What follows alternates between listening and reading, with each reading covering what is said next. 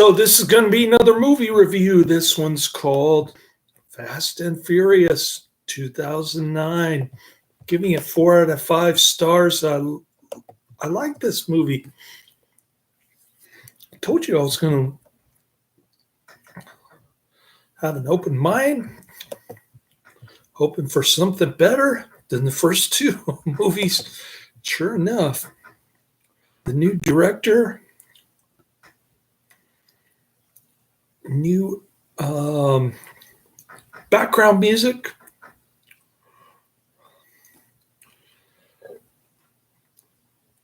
a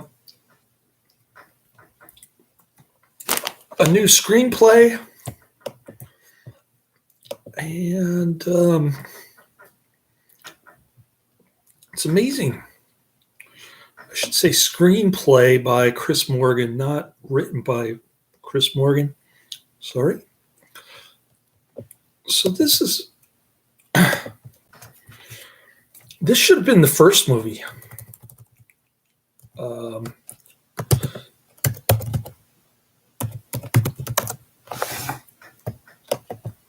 The ending was ridiculous, but I thought the background music was decent. The soundtrack still stunk, but it was kind of dark and dreary, depressing. The first scene was incredible. There are a couple of decent explosions.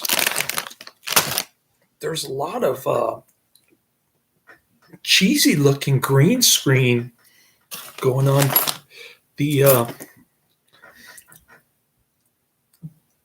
The tunnel scenes are absolutely ridiculous. It's one of those so bad that it's good type movies. And my coworker told me that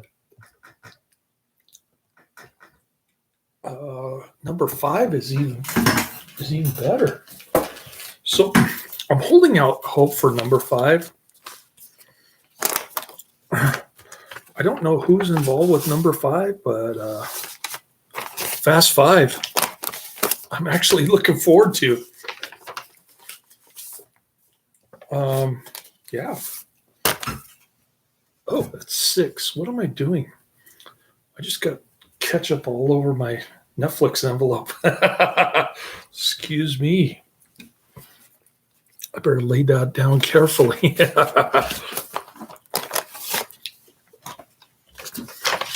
Where is 4? Oh, here's 4. Okay. This is Fast and Furious, the one that I was telling you about. Netflix is calling it Fast and Furious 4. This is a rental disc because there are no bonus features on it other than the gag reels.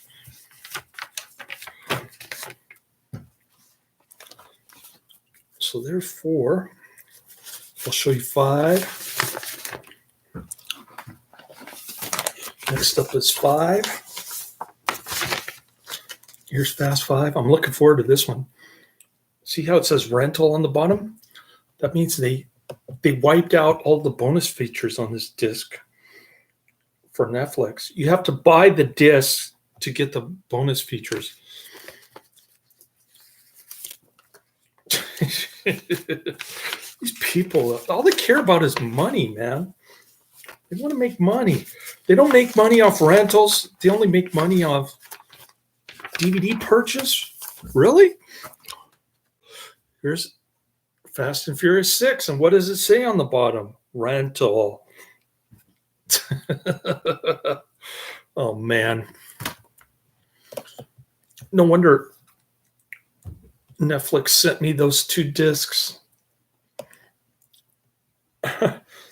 Nobody wanted them because they don't have any bonus features on them. All right. Fast and Furious, also known as Fast and Furious 4, is a 2009 action film directed by Justin Lin. He's very talented. I'm interested to see Tokyo Drift now. Written by Chris Morgan, another talented screenwriter and producer.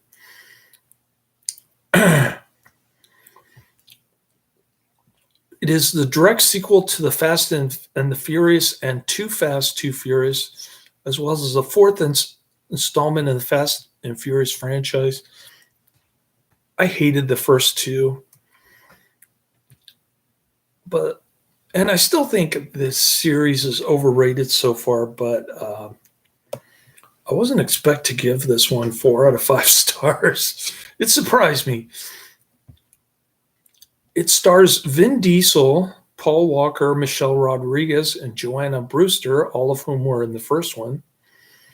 In the film, Dominic Toretto, Diesel, and FBI agent Brian O'Connor Walker are forced to work together to avenge the murder of Toretto's lover, Letty Ortiz, played by Rodriguez, and apprehend drug lord Arturo Braga, John Ortiz.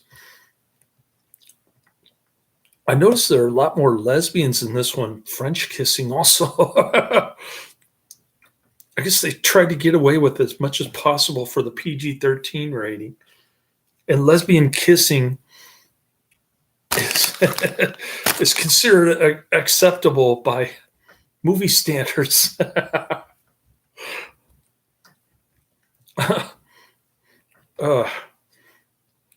This just goes to show you that the PG rating is totally arbitrary and meaningless. All right.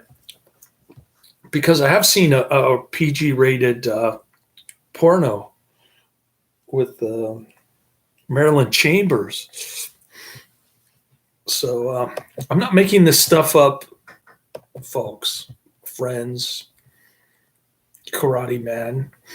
A fourth film was announced in July 2007 with the returns of Diesel, Walker, Rodriguez, and Brewster, confirmed shortly thereafter. To account for the casting absences from either of the previous 2 installments, the film was developed to place the Fast and Furious Tokyo Drift as occurring between the events of Fast and Furious.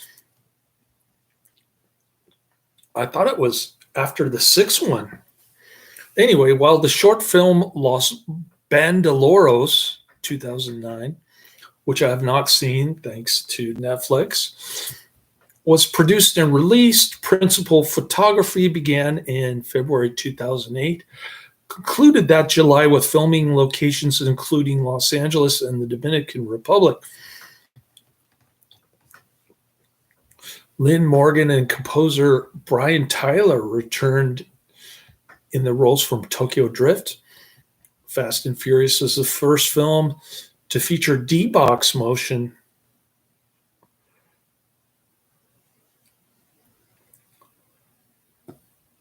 It was the first film in the franchise to be produced by Diesel. Oh, I forgot to put the producer's name in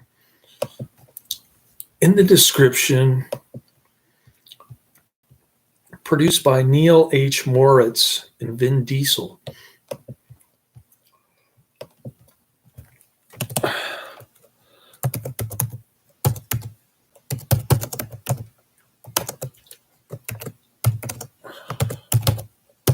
Vin Diesel, whose name is spelled like diesel fuel, and Neal H. Moritz, who I can't stand. His comment about the second one really irritated me in my last review. I was angry when I read that. All right.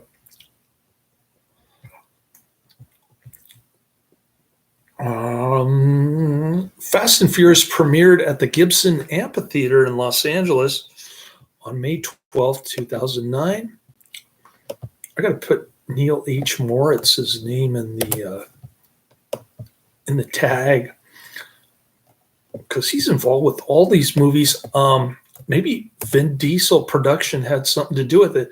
Usually I'm skeptical when actors get involved with directing or producing, but I think it had a positive effect in this instance.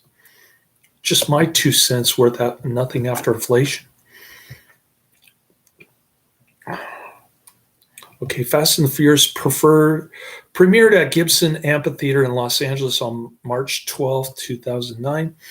It was released in the United States on April 3rd by Universal Pictures. The film received mixed reviews from critics with praise for reuniting the original cast and the action sequences, but criticism for its screenplay. It grossed over $360 million worldwide, exceeding expectations to become the then highest grossing film in the franchise. It also grossed $72.5 million worldwide during its opening weekend, which made it the highest grossing worldwide spring weekend opening until the release of Alice in Wonderland with Johnny Depp, Tim Burton. That was in 3D, Alice in Wonderland. I remember that. It was followed by Fast Five in 2011. Dominic Toretto and his crew, consisting of girlfriend Letty, Tego Leo, Rico Santos, Cara, and Han Louis, are hijacking fuel tankers in the Dominican Republic. Dom suspects the police are on their trail and leaves Letty behind to protect her from being caught. Months later in Panama City, Dom gets a call from his sister, Mia, pursued eyebrows herself, who tells him Letty has been killed in a car crash. Dom heads to Los Angeles to attend her funeral, and he finds traces of nitromethane at the crash site. He coerces a local mechanic into giving the name of the buyer, David Park, and is informed that the only car that uses nitromethane in the area is a green 1972 Ford Torino Sport. Meanwhile, FBI agent Brian O'Connor is trying to track down a Mexican drug lord, Arturo Braga, whose identity to the public is unknown. His search also leads him to Park. Dom arrives at Park's apartment and hangs him out the window by his ankles before Brian arrives. Brian saves Park, who in turn becomes the FBI's new informant. And Park gets Brian into a street race. Brian selects a modified 2002 Nissan Skyline GTR R34 from the impound lot. Just like Miami Vice. They get their fancy cars from asset forfeiture law, the corrupt asset forfeiture law. So I didn't like the ending. I didn't like the asset forfeiture laws. Anyways, there were so many other good things about this that I kind of, but I couldn't give it 5 out of 5 stars. I just couldn't. Dom also shows up in his 1970 Chevrolet Chevelle SS. I think I like that car. Dom's car is the best by far. Ramon Campos, Braga's second in command, and Giselle Yashar, Braga's liaison, revealed that the winner will become the last driver on a team that traffics heroin between the Mexico United Estados Unidos border. Dom wins by bumping Brian's car while in nitro, making him lose control. Brian uses his power as an FBI agent to arrest another driver, Dwight Mueller, takes his place on the team. The team meets up with Braga's henchman, Phoenix, and Dom notices that Phoenix drives the same Torino the mechanic described. They drive across the border using tunnels to avoid detection. This is the funny-looking tunnel scene. It looks like something out of a video game or something. I thought it looked pretty cool, though. Dom, even though it didn't look right, it still looked cool. Dom confronts Phoenix and learns that he kills the drivers after the work is done, and that he killed Letty when she tried to escape him. Standoff ensues. Dominic detonates his car with nitros to distract Braga's men. And Brian hijacks a 1999 Hummer H1 with $60 million worth of heroin in it. Everything happens so fast, it's hard to follow the storyline, which I think I mentioned previously was confusing. Budget $85 million, box office $360.4 million. So the budget keeps going up and the box office keep going up with each sequel. Seems like. I don't know about Tokyo Drift. I haven't gotten that far yet.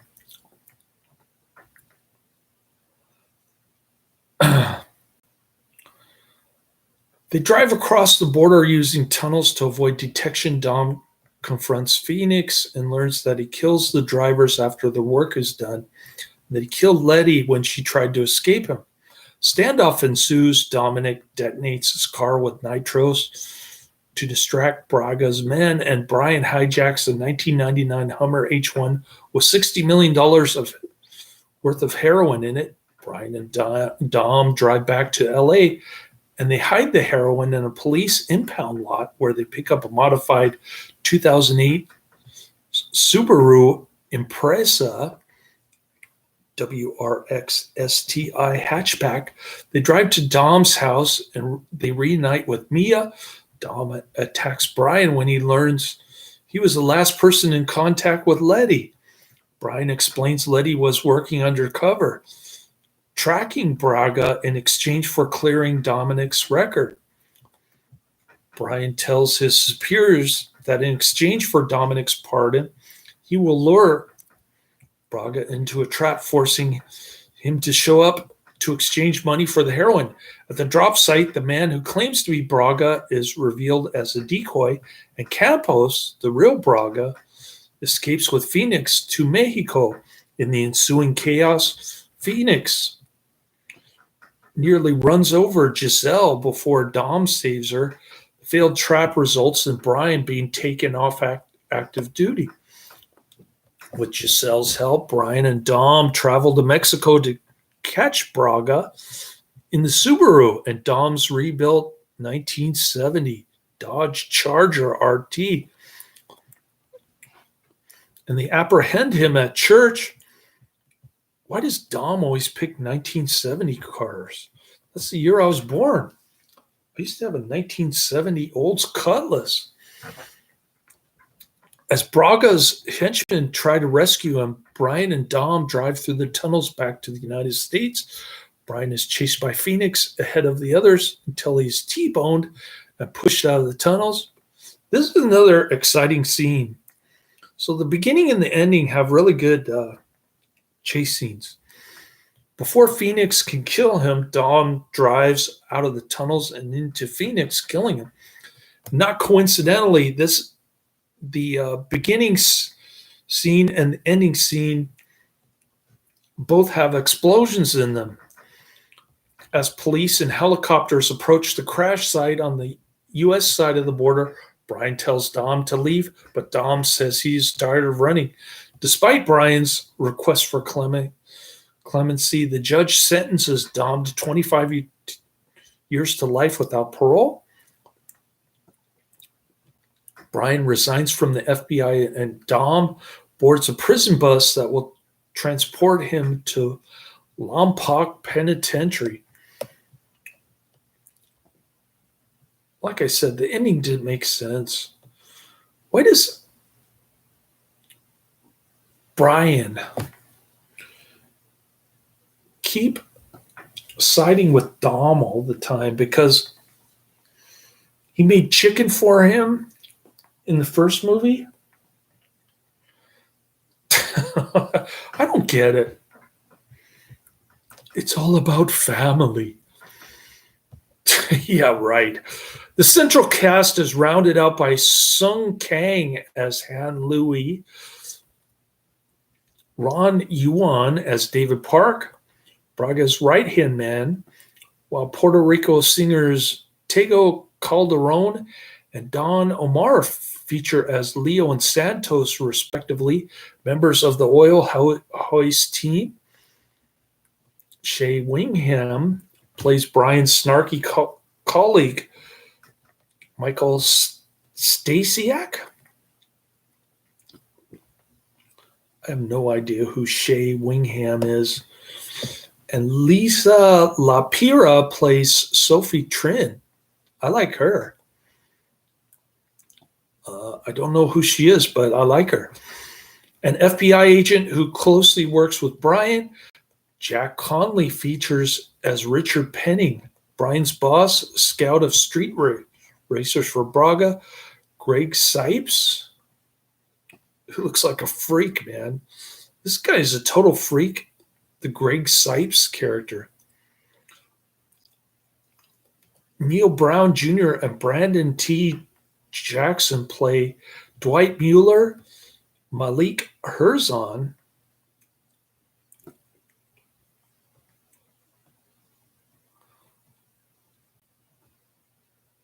the Malik Herzon and Alex, respectively, the other members of Braga's street racing team.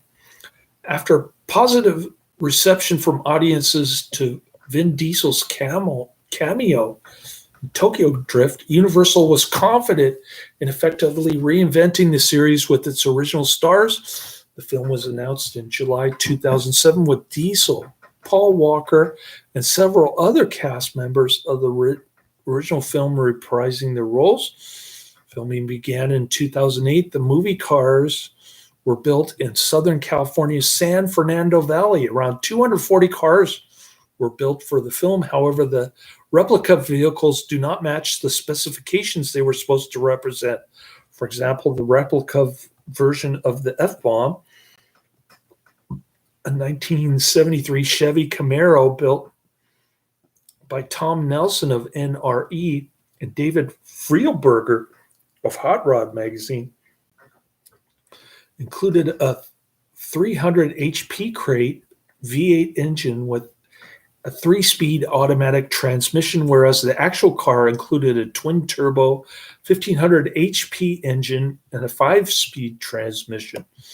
The original Dodge Charger 426 Hemi RT that was used in the original movie was 1970, but the car in the movie was a 1969 Dodge Charger RT 426 Hemi with a slightly modified front grille and rear taillights to appear as a 1970 car. The original 1970 Dodge Charger was in pieces, being totally disassembled for restoration. So one of the 1970 cars wasn't even 1970. It was a 69. The original red 1970 Chevrolet Chevelle SS, seen in the end credits of the first Fast and Furious movie, also makes an appearance, but is later highly modified for a street race. The most radical vehicles built for the film were the Chevy trucks constructed for the fuel heist, powered by 502 CI GM big block motors. The 67 had a giant ladder bar suspension with airbags using a massive 10-ton semi rear axle with the biggest and widest truck tires they could find. The 88 Chevy crew cab was built with twin floating GM 1-ton axles equipped with Detroit lockers and a transfer case directing power to both axles and capable of 4-wheel burnouts.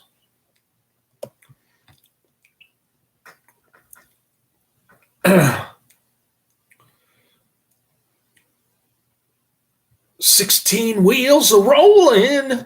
Another vehicle built for the film was the blue Nissan Skyline GTR R34, owned by an uncredited owner, which bought a 241 mile per hour top speed at the Bayshore Route Highway in Japan. It was a hard car to build by production, so they made clones by acquiring Nissan Skyline 25 GTs and made them look like the original car. The Skyline that was also at the desert was actually a dune buggy used using a Skyline R34 shell. The score to Fast and Furious was composed by Brian Tyler, who recorded his score with Hollywood Studio Symphony at the Newman Scoring Stage at 20th Century Fox. The score album was released on CD by Varese Sarabande Records with over 20 minutes worth of music. The trailers for the film feature a track, We Are Rock Stars by Does It Offend You? Yeah, and Travis Barker remix version of Crank That by Soulja Boy Tolan.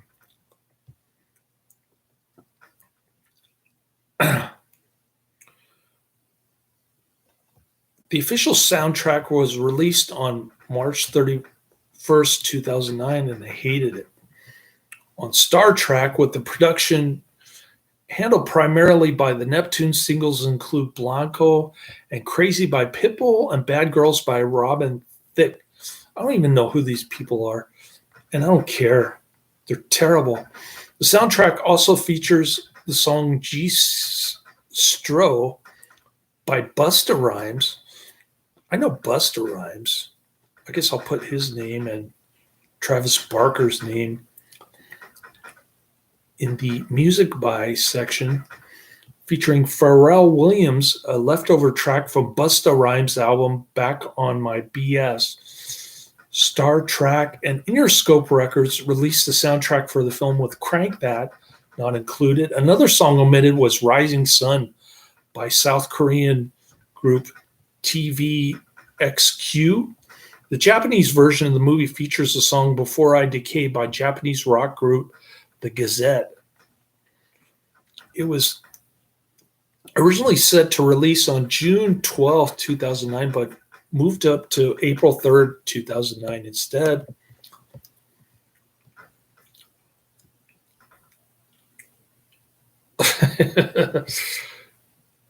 Karate Man's in the chat room. Just got off work, working with a meathead. I bet you've dealt with that before. The guy makes constant mistakes just to cover the door for security. OMG. I mean, really, who wants to work these days? I know it's so we earn money, but we need holidays forever. Yeah, I'm looking forward to Thanksgiving, but my son's not gonna even. What's the next holiday? I can't even think. Anyways, my son's not gonna let me watch movies and review movies because he thinks it's sinful, which is ironic because whenever I'm doing my my next confession, and he thinks I'm being too scrupulous. Anyways, it was the first motion-enhanced theatrical feature to feature D-box motion. I think that's the funky tunnel scene that I really enjoyed.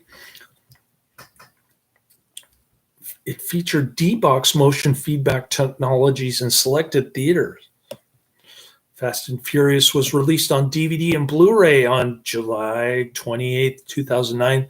The DVD is a two-disc set that includes digital copy of the film, Under the Hood, Muscle Cars and Imports, High Octane Agent Action, The Stunts, Shooting the Big Rig Heist, Driving School with Vin Diesel, and the original short film Los Balanderos, the never before seen short film that reveals the events leading up to the explosive beginning of Fast and Furious. It was written and directed by Vin Diesel and produced in the Dominican Republic.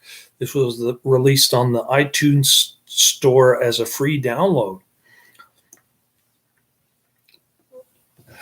So Netflix didn't send me the second disc, which is why I only saw gag reels on the first disc. And consequently, I couldn't review Los Bandoleros, but I can get it for free on the iTunes store. As of June 2021, the DVD and Blu-ray sales have sold 4,616,164 copies. generating $77,846,318 in sales revenue. It was re-released in Australia on Blu-ray, including a digital copy and retitled Fast and Furious 4 on March 30th, 2011. On its first day of release, Fast and Furious grossed $30.6 million, and it peaked at the top spot of the weekend box office with $72.5 million, more than Tokyo Drift earned in its entire domestic run. The film had the sixth biggest opening weekend of 2009 and was double what most industry observers expected. Additionally, surpassed the Lost World Jurassic Park's record for having the largest opening weekend for any Universal film. It also held the record for the highest grossing opening weekend in April, and of any car-oriented film, the record having previously held by Cars, which my son used to like when he was little, which grossed $60.1 million. Both of these records were broken 2 years later by Fast 5, which grossed $86.21 million. And I started watching Fast 5. It's just a continuation of the ending of Fast and Furious.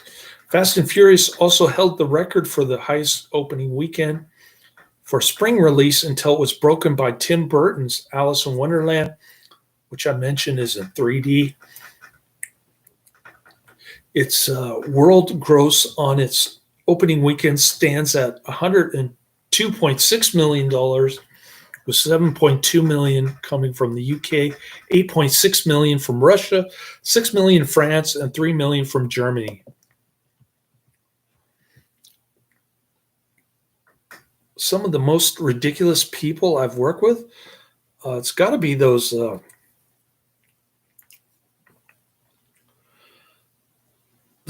valet parking people that I work with prior to me getting a desk job. Those people are crazy.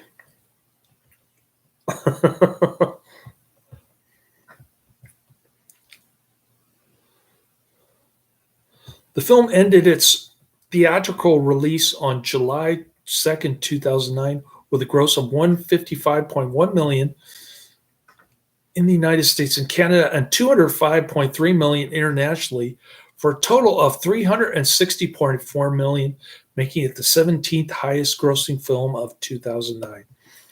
On Rotten Tomatoes, Fast and Furious holds an approval rating of 29%, based on 178 reviews with an average rating of 4.6 out of 10. I'm giving it an 8 out of 10. The site's critics' consensus reads, while Fast and Furious features the requisite action stunts, the filmmakers have failed to provide a competent story or compelling characters. Who cares?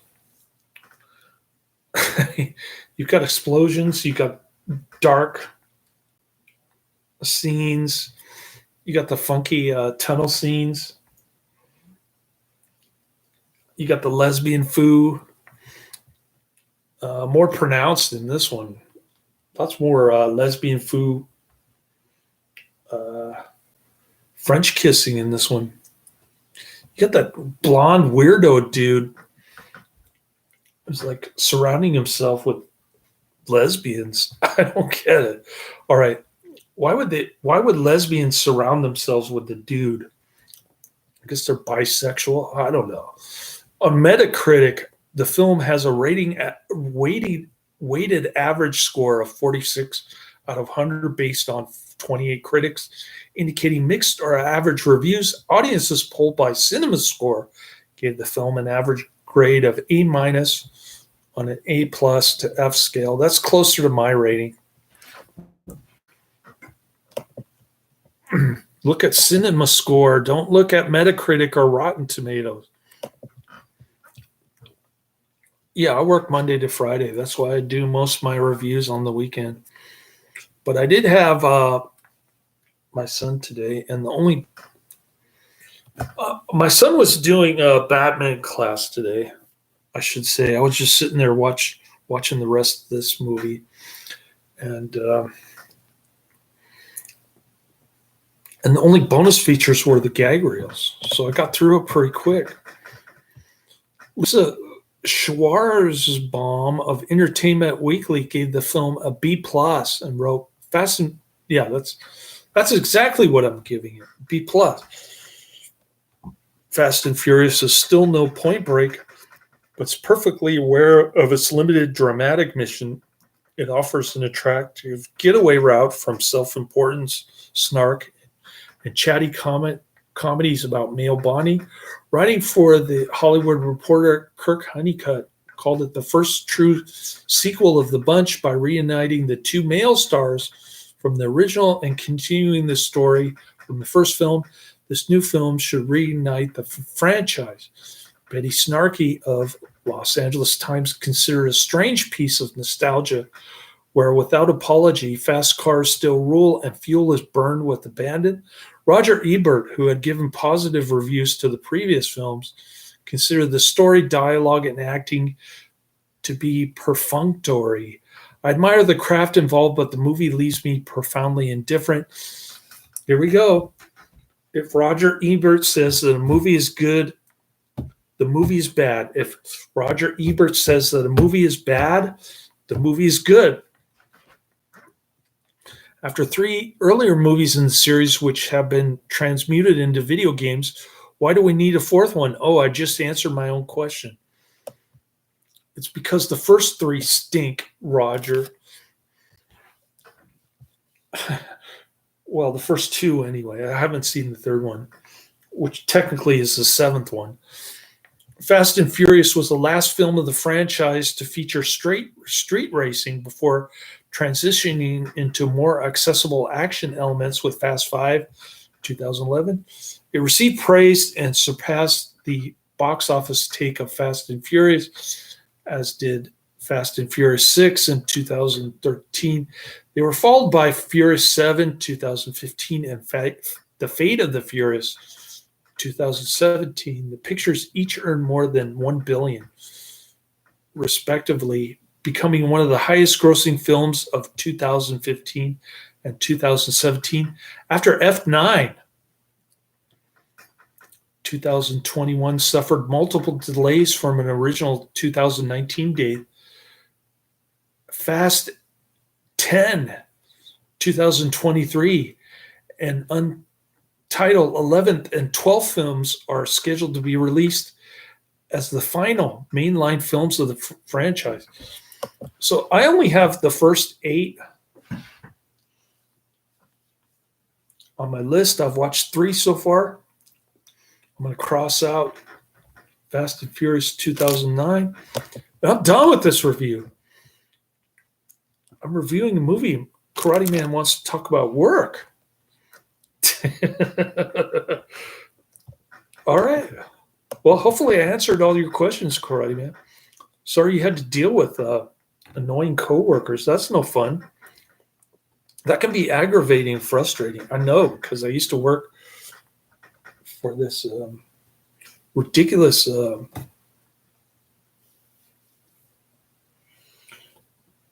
valet parking job, and I don't know how they convinced me to work graveyard.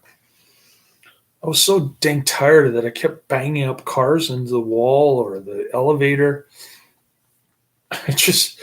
And they kept changing the schedule on me, so my sleeping patterns were all messed up.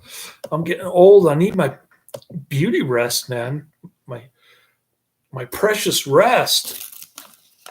My escape. My precious rest. Although Catholic says that dreams are bad because you don't have any control over your mind. It's like anything can pop in your mind when you're dreaming, which might be a good thing or a bad thing, depending on your state of mind. All right. Well, I guess Karate Man has nothing further to say. I'm going to end this review just by saying I was surprised at the quality of this movie. I wasn't expecting that, but I still think the series so far is overrated after watching 3 of them. So I'm looking forward to Fast 5, and I'm hoping that Fast 5 is a 5 out of 5. Laters.